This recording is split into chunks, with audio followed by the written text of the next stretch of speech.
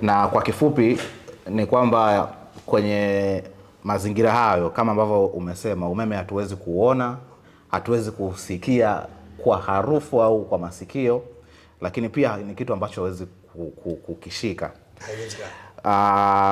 Ushauri mfupi ambao labda unakwenda kwa consumers, watumiaji wa umeme, ni kwamba wawe na desturi ya kukagua mifumo yao ya umeme mara kwa mara. Na yes, desturi hiyo ni nzuri, japo huwa tunasubiria matukio yatokee.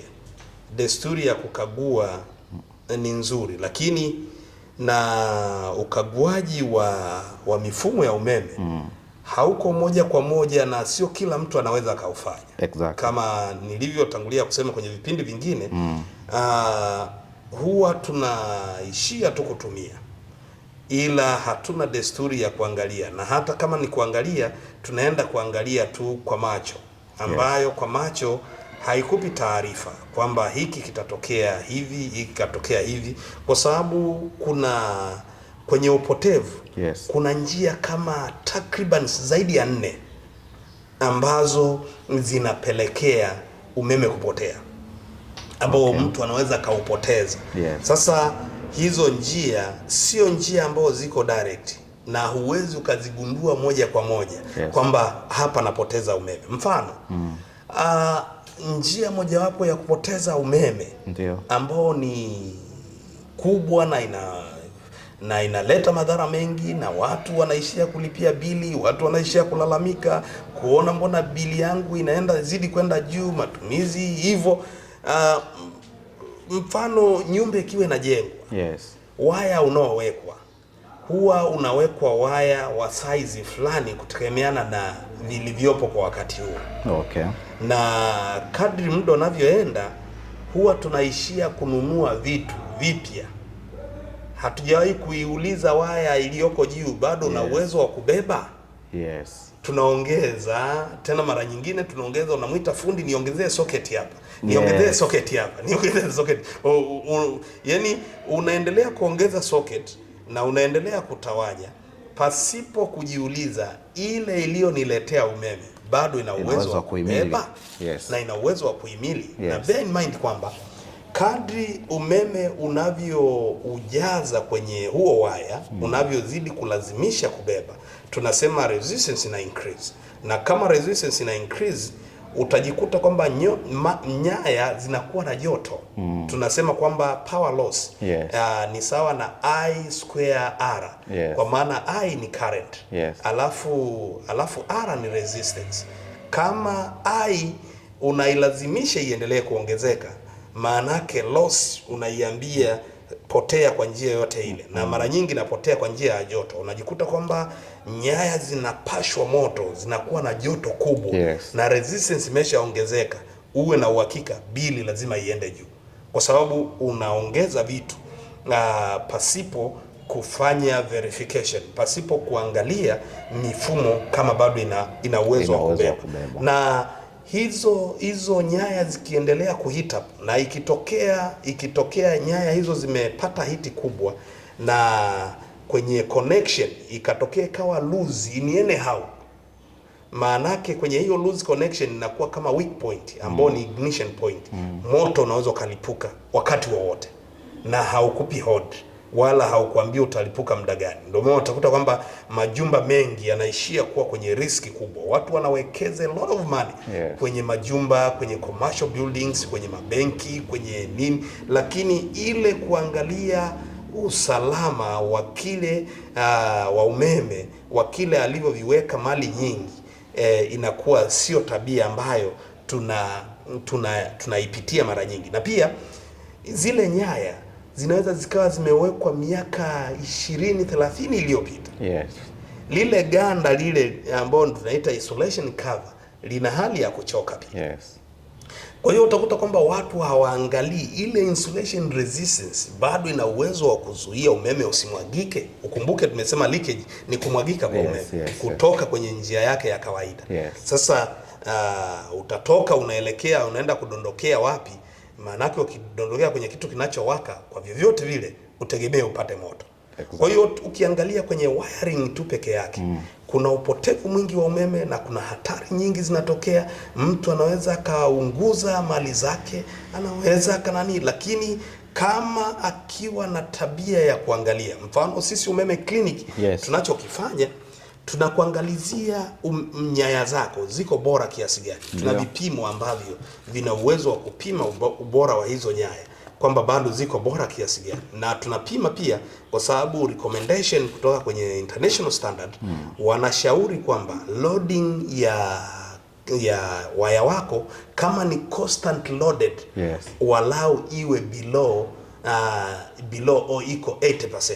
Okay. Yani usiload up to 100%. Sasa umeilodi nani, kwa sababu kuna namna ya kuselect cables na kuna procedure zake na zimeandikwa kabisa, huu waya una uwezo wa kubeba kiasi hiki.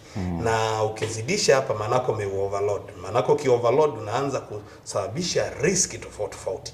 Kwa hiyo Umeme Clinic inajikita kwenye kuangalia waya wa mteja uko bora kiasi gani na current au umeme uliobebwa bado unaruhusu kuongeza kiasi gani. Kuna vitu vingi, mpaka hata vifaa vinavyopokea umeme vyote viko rated. Okay. Yani huwezi ukaweka tu kwa sababu una nafasi ya kuweka. Unaweka kutegemea unaweka kutegemea na rated capacity ya kifaa husika. Hiyo ni sehemu moja ya kupoteza na ni ambayo ni hatarishi zaidi. Na kuna nyingine ya sasa hivi ambayo haionekani kama ni losi. Kuna hii power factor, yes, ambao power factor kwa mtumiaji wa kawaida kwa hiyo yote vile hawezi kujua kwamba power factor ni kitu gani. Yes, ila yes, tu kwa hali tu ya kawaida power factor, mfano tuchukulie power factor kwa mteja kuelewa power factor, tuchukulie labda kama Coca-Cola yes, tuichukulie soda ya Coca-Cola. Coca-Cola, yes, pale ina maji yale ya Coca-Cola, yes, na pia kuna povu lake pale. Yes, yes. Ukinunua soda, unanunua soda yale maji, unanunua na lile povu lake na lile povu lake sijajua kama huwa tunakunywa ile, hatunywi, ila lipo hapo, lina kazi yake. Yes, yes. Si ndio maana tunachokunywa ni yale maji yake. Yale maji. Sasa kwenye umeme ukivuta umeme kutoka TANESCO huwa unavuta umeme halisi na umeme ambao tunaoita reactive power. Okay. Ndio lile povu. Lile povu halitumiki kwenye matumizi halisi, ila yes, lina kazi yake kwenye inductive loads na vitu kama hivyo. Labda tunaweza tukaenda deep siku nyingine. Yes. Sasa ukivuta yale maji ya soda, tuchukulie analog ya soda, ukivuta maji ya soda alafu kavuta na lile povu, vifaa tunavyonunua siku hizi vina demand povu kubwa. Kwa hiyo utajikuta kwamba umevuta povu kubwa, maji yanahitajika, unahitajika unywe soda, alafu yes, povu linakuja kwa wingi, na hilo povu linasababisha power factor iwe very low. Na kuna kitu kinachoitwa harmonics pia kinaambatana, vinafanana hapo. Kuna harmonics ambao tunasema ni distorted waveform ya umeme, unauleta umeme ulio mchafu. Tunasema umeme umeletwa ulio mchafu, lakini sio uchafu kwa maana ya uone hiki hapa ni kichafu, no. Yes. Ni kwa njia ya vipimo, unaona kabisa unakuja na povu jingi. Yes. Unakuja uko hivi, manake power factor iko low, na kama power factor iko low unaweza kujikuta una vitu vyote vya kwako vinakuwa subjected to heat, ambayo hiyo heat ni loss unaopoteza kwenye umeme na bili unalipia. Kwa hiyo kuna vitu vingi, na kimoja ambacho nahisi huwa hatukioni umuhimu wake. Yes, ni earthing. Sijajua kama earthing system. Sijajua kama yani wengi huwa wanaona ule waya wa earth umewekwa tu, na wengine wako na perception tofauti kuhusiana na ule waya. Sijajua una perception gani kuhusiana na hilo? Mimi kwa ambayo naamini ni tafsiri ya watu wengi ambao wanayo, hata cameraman wetu alituambia kwamba tafsiri mtazamo wa watu wengi kuhusiana na ile earthing system, ule waya ambao unakwenda chini ya ardhi, ni kwa ajili ya kuweza kuresist dhidi ya radi, kukabiliana na radi hasa kipindi cha mvua. Wengi wanafahamu hivyo. Sasa labda kama kuna sababu nyingine ya kitaalamu tuambie. Maana unasema kama ni kukabiliana na radi, maana kipindi cha mvua tuweke, kipindi cha kiangazi tunaweza tukautoa. Kitaalamu sasa utuambie mambo ya earthing system kwenye masuala ya mfumo wa umeme. Iko hivi. Kati ya kitu ambao ni cha muhimu sana. Ni pamoja na earthing system. Na earthing system ina matumizi makubwa. Earthing system ni mifumo ambayo inakuwa connected, unachimbia kwenda chini, na tunahitaji ile njia ya kwenda chini ambayo tunaweza tukaita escape route. Ikitokea leakage yoyote tunaitarajia izame iende ardhini. Hiyo nani maanake ni escape route. Yaani mfano labda una bwawa lako la maji, umewekea ukingo, pakitokea ule ukingo unataka kuzolewa, tuna vitu tunaita escape route, kwamba yatokee upande mwingine ili yasiharibu mazingira, yasiharibu yale mazingira. Sasa upande wa earth tunaita ni escape route, kwa maana ya njia rahisi ya umeme kutokea endapo kunatokea na leakage yoyote. Na kama njia rahisi ya kutokea, tunauhitaji umeme uende ardhini na sio uende sehemu nyingine yoyote. Kwa sababu ikitokea labda waya wangu umecrack, kama umegusana na earth, njia pekee ambayo nauambia huu umeme uende, na uambia nenda ardhini. Usiende kwenye kifaa kingine chochote. Au kwa tafsiri nyepesi ni kwamba kama endapo huo waya haupo, hiyo earthing system haipo, ni kwamba umeme utakapohitaji kuescape, ni kwamba ni kama umemwambia kwamba utafute sehemu yoyote ya kukutokea. Hapo umemwambia bwana wewe tafuta popote utakapoona ni sawa, wewe nenda. Na ndio hapo majanga yanatokea. Na ndio majanga yanakotokea. Utajikuta kwamba mifumo mingi moto na waka kwa sababu hakuna escape route. Na kama hakuna escape route, uwe na uhakika kwamba utaunguza tu vitu. Sasa kwenye hiyo escape route ina masharti yake pia. Kwamba haitakiwi tu hiyo escape route kama escape route. Inatakiwa iwe na resistance kiasi fulani, tegemeana na matumizi. Standard zipo za aina tofauti. Kuna less than 10 ohms, kuna less than 5, less than 1. Inategemea na mazingira yako na usensitive kiasi gani. For the sensitive areas inatakiwa iwe below 1.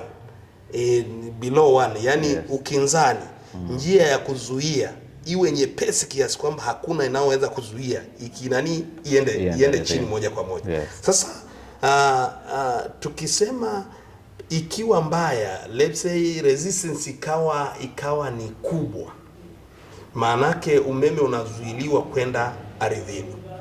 Na kama unazuiliwa kwenda ardhini na wenyewe unalazimisha kutaka kwenda kule, patatokea na loss za kiumeme, pure kabisa loss, ambao tunaita ni sema power loss ni sawa na IR². Manake current resistance imeongezeka. Resistance ikiongezeka, manake inaanza kudemand more current. Na ikidemand more current, unajikuta kwamba kuna heating effect ambazo zinatokea due to poor earthing. Kwa sababu R imeongezeka. Kama P ni sawa na I² R. R imeongezeka, manake huo na uhakika P itakuwa ni kubwa kwa sababu ni direct proportion. Ikiwa inaongezeka, manake loss inatokea hapo. Na pia pakiwa na poor earthing, tunasema kitu kinaitwa voltage instability. Voltage haiwezi kawa stable. Kama voltage yako ilikuwa 230 labda single phase au 3 phase, unaanza kuona experience voltage could drop. Na kuna kitu kingine ambao kwenye neutral tunakiita neutral floating. Unashangaa neutral kwa kawaida inatakiwa iwe na umeme, iwe na voltage 0. Lakini ukiipima neutral unashangaa iko 10, iko 15, iko 20, na ni hatari sana ukiikuta neutral na umeme ina voltage ya 100. neutral inatakiwa ibebe current peke yake. Okay. Ukiiona imebeba voltage, maana yake unajijua mifumo yako ya earthing iko vibaya.